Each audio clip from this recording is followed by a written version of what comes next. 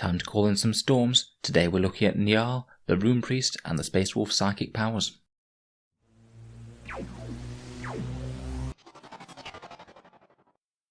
Hello and welcome back to Auspex Tactics, the strategy focused 40k channel, where we're all about getting the most out of our miniatures on the tabletop. Now the Space Wolf psychic phase has always been interesting, with some very different options to the standard Space Marine book.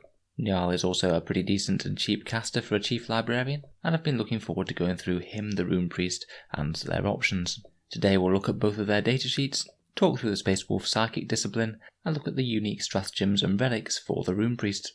In the background, the Rune Priests are the equivalent of librarians in other Space Marine chapters, being the psykers of the Space Wolves. One of the major ways that they differ from the standard librarians is that they believe that their unnatural abilities do not stem from the warp, but actually channeling the animistic spirits of their homeworld Fenris. Their shamanistic rituals are descended from the tribes of Fenris and have remained unchanged for many centuries. On the field of battle, the Rune Priests aid and assist their battle brothers, either cloaking them with great storm clouds or hurling lightning bolts towards the enemy. Njal Stormcaller is one of the greatest of the chapter's Rune Priests. Rescued as he was dying in a battle with another clan on Fenris, he was returned to Azerheim by the Rune Priest Heimdall to be initiated into the Space Wolves ranks. At the Battle of Gorswirl, he distinguished himself and earned his moniker Stormcaller by calling upon his psychic talent to blast apart a bloodthirster and unleashing the heavens in a hail of ice and fury that pressed back the Chaos Army, allowing them to be destroyed. Njal is accompanied on the field of battle by the Cyber Raven Nightwing, which was a gift from when he saved the life of an Iron Priest. So let's see what these mighty shamans can do on the field of battle then, with a quick look at their profiles. So Rune Priests are of course HQ choices for Codex Space Wolves, and they cost 88 points when equipped with a runic sword. Their main difference from standard librarians in Codex Space Marines is the fact that they have a 2+ weapon skill, making them significantly more fighting, and rather than having the Psychic Hood as standard, they have the option whether to take or leave it for an extra 5 points. They also have the unique option of being able to take Runic Armor, which is a 5+ invul save, for an additional 7 points, meaning that if you wanted the Psychic Hood and the Runic Armor, then you'd be paying 100 points for the model. On top of all that, you can get a jump pack as well for 28 points, which can be a good way to deliver him into the heart of the battle, though of course you will be paying a premium to do so. You can of course get the Primaris and Terminator versions of the Rune Priests. Again, they both have a 2+ weapon skill. The Primaris Rune Priest unfortunately can't take Runic Armor, but interestingly the Terminator Armoured Rune Priest can take Terminator Runic Armor for just an additional 5 points, which upgrades the standard Crux Terminatus 5+ invul save to be a 4+ invul save, and I'd recommend that that's worth a pickup if you are taking him in this way. I'm a little on the fence as to whether or not the Psychic Hood is worth it. It is an upgrade that will do nothing at all unless you're fighting enemy Psykers, and unless those enemy Psykers are right up close in your face. In all honesty, for the additional 5 points, I would probably usually leave it. Let's move on to look at Njal Stormcaller now. Again, there are two options for how to field him. You can either field him in his normal on-foot armour, or his runic Terminator armour. Let's take a look at his standard profile first, where he will cost you just 115 points, which isn't bad at all for a Psycho of his calibre. Njal has a decent profile with 6-inch movement, weapon skill and ballistic skill 2+, strength and toughness 4, 5 wounds, 3 attacks, leadership 9, and still a 2+ save, so he's really no joke to take out, even if he is not in Terminator armour. He is equipped with the Staff of the Stormcaller, frag and crack grenades, and accompanied by the Cyber Raven Nightwing. That Staff of the Stormcaller has strength +2, AP -1, and damage D3, so pretty much the same as a force stave when you're fighting in combat, but it does give him some additional rules. Nightwing the Cyber Raven is a bit of an incidental additional shooting attack. It's got a 12-inch range, assault D6, and strength of 3 with no AP, so a very tiny bit of extra anti-infantry firepower there. I suppose we can't really expect a Raven to do too much more than that. Now Njal has a few additional advantages. He gets the Psychic Hood and Runic Armour built into his profile along with that 2+ save, so it's nice that he gets them included. His Lord of Tempest special rule is absolutely excellent, and he can add one to any psychic tests you make for him, meaning that he's a lot more of a reliable caster, and his powers won't be denied quite as easily. Finally, his Staff of the Stormcaller allows you to reroll one failed Deny the Witch test for Njal Stormcaller in each of your opponent's psychic phases. This is a really solid defense rule, and it means that he'll have every chance of denying that one key power that you want to stop going through. Rune Priest can cast 2 powers and deny 1, but Njal Stormcaller can cast 2 and deny 2, so he's a little bit better in the psychic defense on that front as well. He also knows 1 additional power from the Tempestas discipline. The regular Rune Priests know 2 each, he knows 3. Honestly, I think he compares very well to the standard rune priests. Having an additional wound, 2+ armor, +1 to cast and extra denies is typically going to be worth the extra 15 points investment in my opinion. If we look quickly at his runic terminator armor profile, this one will cost 10 points more, he gains 1 additional wound so he has 6 wounds now, and the runic terminator armor will give him a 4+ invul save and give him the teleport strike ability should he want to set up in deep strike reserve. So very similar overall. It's basically a 10-point upgrade for if you want an additional wound and a 4+ invul save. I think it's a fairly good trade-off for what you get. I think I'd typically field him in the runic terminator armor, but I wouldn't be too worried if I did have to drop him down if I really needed every single spare point. In terms of comparing them, I think that Njal compares very well to the standard rune priests. Particularly the terminator variant is only 13 points more than the standard rune priest in terminator armor, so I'd always take him over that. The main reasons that I'd see for running standard rune priests are if you either want the jump pack for extra mobility, or if you want them to be a Primaris character so they can ride in certain transports and things. Otherwise I'd typically pick up Njal first. Let's move on to take a look at the actual spells that these guys can cast then, and take a look at this Tempestus discipline. As per normal, we have 6 spells, some of which are a fair bit better than others. Firstly, we have Living Lightning, which has a warp charge of 6. It's basically a variant of Smite. If it's cast, then you choose the closest unit to the librarian, it suffers D3 mortal wounds, and if the unit is destroyed as a result, then the next closest unit to that one within 18 inches suffers another D3 mortal wounds, and again if it's destroyed, then the same thing happens again. This means it's essentially Smite, but if you do happen to destroy the unit, you'll get a few more mortal wounds off, so it can be quite a nice little clean-up power if your opponent does have any depleted units on the front line. I'd say it's fairly equivalent to Smite, slightly harder to cast, at least on the first cast, and doesn't get the extra d6 mortal wounds if you roll very high, but the chaining power is nice, so it is usable, and in its very niche situations it could be decently powerful. Next up we have Tempest Wrath. This one casts on warp charge 6 and is a useful debuff psychic power. You basically select one unit within 24 inches of the psyker and visible to them, and until the next psychic phase, your opponent must subtract 1 from any hit rolls they made for that unit. Obviously it's great to cast on a big scary Death Star sort of unit, maybe such as some Space Marine Centurions or an Imperial Knight or something. Its long range is pretty useful as well, as it gives you more chance of being outside denial range when you cast it. This one's a very solid and annoying little power in my opinion. It could be particularly nice if you manage to hit a unit with plasma weapons or something to give them more chance of overheating. Next up we have Murderous Hurricane. This one's an anti-horde sort of psychic power, and you cast it on a warp charge of 5. You select any unit within 18 inches of the psyker, and roll a dice for each model in that unit. On the roll of a 6 they take a mortal wound. So very much anti-horde orientated. Generally this one's going to be pretty underwhelming, unless you are targeting something like a 30 strong unit of models, in which case throwing 5 mortal wounds at them will genuinely help you get through the unit. I would bear in mind though that horde models tend to be quite cheap and easy to remove by things that aren't mortal wounds, so for me this one really is fairly situational. I basically just pick it up if you're fighting against orcs or something and you know there's going to be multiple big units of 30 old models wandering around. Next up we have Fury of the Wolf Spirits. This is a warp charge 7 one and it gives you an interesting little buff in close combat by summoning 2 psychic wolves, Freki and Jerry, to aid him when he attacks in close combat. He basically gains a close combat weapon, Freki and Jerry, which has strength 5, AP -3 and damage 1, and you make 6 additional attacks with that profile when you fight in close combat. This is actually a fairly meaningful close combat buff, and it would really help your Rune Priest put a dent in some elite infantry or characters, particularly as he is going to be hitting on 2s due to that high weapon skill and Hunters Unleashed. The Warp Charge 7 is a little bit problematic, as it does mean that it has a reasonable chance of failing or being denied exactly when you need it, but if it does go off, then it's decent output for one spell. Next up we have Stormcaller, and this one is very expensive with a warp charge of 8. It is a decent defensive buff though. Basically if you cast it, until the start of your next psychic phase, the Psyker and any Space Wolves units within 6 inches of him gain the benefit of being in cover. Now an aura of automatically being in cover can be really useful for certain units. In particular anything that we have with a 2+ save will absolutely love this, things like Wolfguard Terminators, who it means that even if they're hit by AP -1 weapons, will still be saving on a 2+. Other things like Space Wolf vehicles, should it be using things like Dreadnoughts or Impulsors or something, giving them 2+ armor save really means they're pretty much immune to small arms fire and will help against low AP heavy weapons fire too. It's a bit less useful for any big Death Star units such as Wolfen with Storm Shields, as of course it doesn't improve invul saves, but really this is a very decent buffing power. The high warp charge is problematic. It means that you're pretty much only going to want to be running this on Njal Stormcaller, and even he will only be casting it 58% of the turn despite his buffed casting. Despite the low odds, I do think that this could be worth it. It really is a meaningful durability buff to the units within 6 inches of the priest. Finally, we have Jaws of the World Wolf, which has some very disturbing rules for killing entire units in 7th edition, but unfortunately it has changed somewhat since then.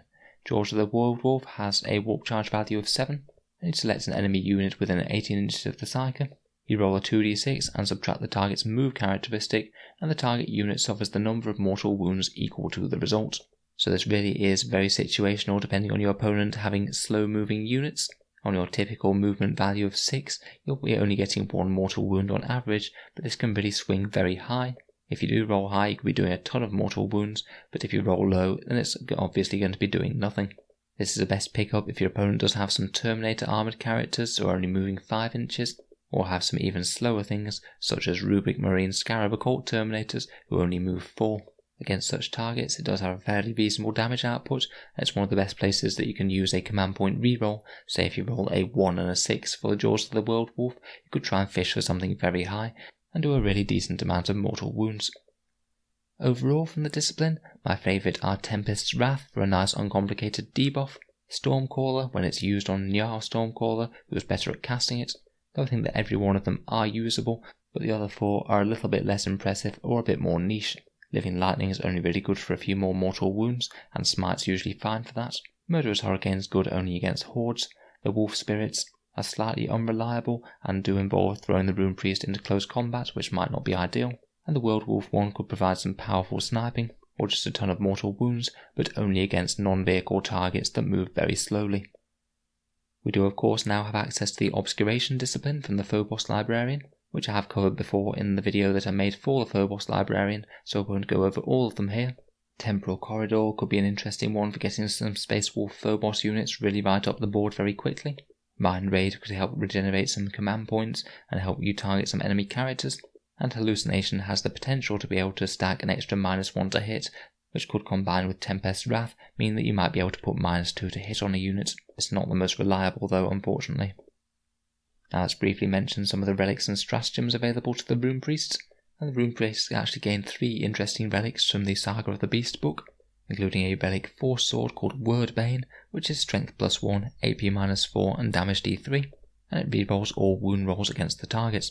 It's honestly not terrible if you're thinking about trying to soup up a Rune Priest to be a bit more fighty, but it still kind of pales into comparison compared with all the other Space Wolf characters that we can get in combat, and in general I'd be more looking to use relics on them, such as the excellent mastercrafted weapon on a Thunderhammer or something, for a damage 4 Wolf Lord for example. It is a flat damage 3 against Psykers as well though, which could be handy if you are facing those, so maybe it could be a situational buy-in. Next up we have the Talisman of the Storms, which can help kick out a few more mortal wounds. Basically when you cast your first psychic power, you roll a dice for every enemy unit within 12 inches, and on a 4+ they take a mortal wound. It is very close ranged unfortunately, which does mean that your Rune Priest will be open to reprisals, and the mortal wounds will be applied a bit scattergun to whichever enemy units, though if you did manage to get quite a lot in range, you'd have the potential for doing a fair few. Again, for me, I don't really think that this quite gets there. I think that it's fairly unlikely that you'll be using this multiple turns in a row. It's just a little bit random, and kind of messes with your positioning to try and make the best use of it, where you're usually going to be better off trying to keep the Rune Priest safe and casting powers from just behind the battle line. I thought we'd also mention the Wolftail Talisman, which is another new relic. Unlike the other 2, this one's available to non-Rune Priests, and it's an 18-inch -2 to cast aura for enemy Psykers. If you want some really solid psychic defense, then this is it. The 18-inch range isn't unavoidable, but it might mean that enemy Psykers have to back off a bit if they do want to cast without this annoyance, so a solid buy-in against plenty of psychic armies, and it will give your Rune Priest a better chance at denying the powers if they're casting at -2. The Rune Priests actually have a decent amount of psychic stratagems as well. First up, there's one that's available to anyone, which is Talismanic Shield, which for 1 command point can allow one of your Space Wolves to deny a cast as if it were a Psyker, and it could also be used on a Rune Priest as well, if they've already used their denial rolls. Definitely a nice little surprise for dominating the Psychic phase, if your opponent thought they were going to be able to cast a key power with impunity. Next up, we have the very expensive but very good Cloaked by the Storm, and this one costs 3 command points and is activated after one of your Rune Priests casts a psychic power. Basically this one will give you a -1 to hit for all of your Space Wolf units within 6 inches of the Rune Priest, so it can be a pretty decently powerful way to get a lot of units hard to hit if they cluster around your Rune Priest when they advance up the board. It could be particularly powerful if you manage to get it off and are near a couple of big durable threatening units such as Wolfen, which really need to be dealt with as a top priority target most of the time, and it could make your opponent really have to pay enormous amounts of firepower if they want to take a few of the murderous wolves down. 3 command points is very expensive. It's going to be more effective versus some armies than others, particularly Ballistic Skill 4 armies, which suffer a lot more than Space Marines when you have -1 to hit penalties. But in some games I genuinely think that this might be able to change the outcome of how many wolves get into close combat, and perhaps even whether you win or lose the whole game. It's good, but it has a big opportunity cost. Next up we have the Living Storm stratagem, which I'm afraid is a bit weaker. This one requires you to have 2 Rune Priests next to the Rune Priest that's casting, and for 1 command point your Living Lightning will be dealing d6 damage rather than d3. Theoretically, I guess this could mean that you might be able to get it off on multiple units if you are targeting a injured unit that you're going to be likely finishing off with that d6 roll, but honestly I'm not the most overwhelmed by this one. I think it's quite situational that will be the case, and of course you have to take the slightly weird formation of 3 Rune Priests in the same army, which frankly I think is a bit excessive. I feel you'd definitely be getting into diminishing returns by that point. Finally we have a Space Wolf Intercept stratagem, which is the Chooser of the Slain. This one's 2 command points, and it basically lets a Space Wolf unit intercept an enemy unit coming in from reserve for 2 command points, provided that Space Wolf unit is within 6 inches of a Rune Priest and the Rune Priest can see the target. This one's actually a really decently powerful intercept stratagem, and it could be particularly good if you're next to a very big Space Wolf shooter unit. Something like a Repulsor Executioner would be absolutely ideal. You get to blaze away with a very powerful main weapon and also all of its incidental anti-infantry shots. It's very rare that your opponent's expecting to be hit by an enormous amount of firepower right when they come out of reserve, particularly as it could be from a unit that's a really long way away from them. It is possible to counter it by deploying them out of line of sight of the Rune Priest, so making sure that he's got a decent line of sight, maybe on top of a building or something, could be a way to make this work a bit better if you really think that it's going to make a big difference to the game. A very solid stratagem option though. So how would I typically use Rune Priest in battle then? In general, my instincts for running Rune Priest will be usually to run 1 if any, and I'd usually want that one to either be Njal Stormcaller or a Rune Priest Librarian with a jump pack if I really wanted them to make sure that they could keep up with the main battle line. The powers that he'd select would be somewhat dependent on the opponent's list and the exact list that I was running, but if we are taking Njal, then I'd strongly consider Stormcaller for that additional cover, and I really like Tempestas Wrath for being a powerful debuff on any one given frontline enemy unit. Typically I think we'd want the Rune Priest pretty central in our battle line, to be able to hopefully give a lot of cover saves to advancing Space Wolves that are moving up. Fortunately Njal should be able to keep up a little bit better as he can still advance and cast these psychic powers. If we did have some powerful ranged units in the army, then I'd certainly think about keeping 1 nearby for using Chooser of the Slain to blow away enemy reserves if that's going to be an issue in this game. And if we're facing some strong firepower downrange that might risk our wolves getting into close combat, I would certainly consider Cloaked by the Storm, particularly if we're playing a Ballistic Skill 4 army, say Guard or Tau for example. Once we hopefully connect with the enemy, we can of course switch to dealing a few mortal wounds with Smite and getting the Rune Priest involved in close combat, whereas they are a standard Space Wolves character, they're still no joke. If you run out of other targets for it, Touch of the Wild is excellent on pretty much any character, and you could even potentially use Seeking a Saga to re-roll some wound rolls. In general though, I'd play fairly cagely with the Rune Priests. They're just not quite as strong as our other fighty characters, so I'd ideally be trying to engage targets that they're not going to die against, as their damage output just isn't all that great before they go. Overall, I think the Rune Priest can absolutely be a decent asset to the Space Wolf army, particularly so Njal Stormcaller, who has a lot of advantages in that Terminator armour for only a very small investment over your standard Rune Priest.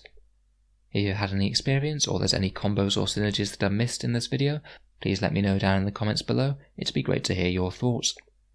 If you've enjoyed the video, feel free to subscribe to Auspex Tactics for more Space Wolves content coming over the next month.